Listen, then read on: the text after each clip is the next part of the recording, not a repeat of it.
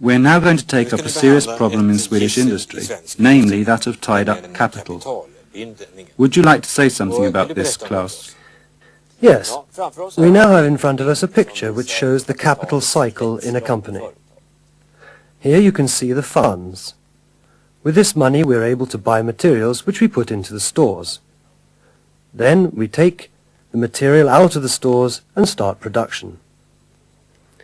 Here we are beginning to take out a little more money from the funds in order to pay wages and salaries, and as we continue on our way, the products become more and more valuable. After this, we put them in stock to await sales and delivery. Then, finally, we can return money to the funds.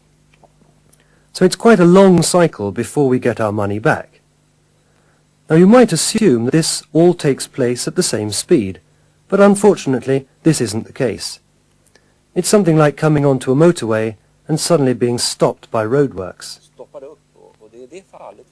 Let us assume that we have something like 100 million kronor in stock here. The interest cost alone on this is 20 million kronor. So it's really a question of speeding up the cycle. Exactly.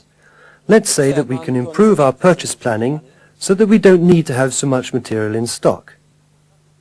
And if at the same time we could improve the production throughput time, it would also be possible to reduce the number of products being worked on. By achieving quicker throughput here, I can probably also decrease my stock.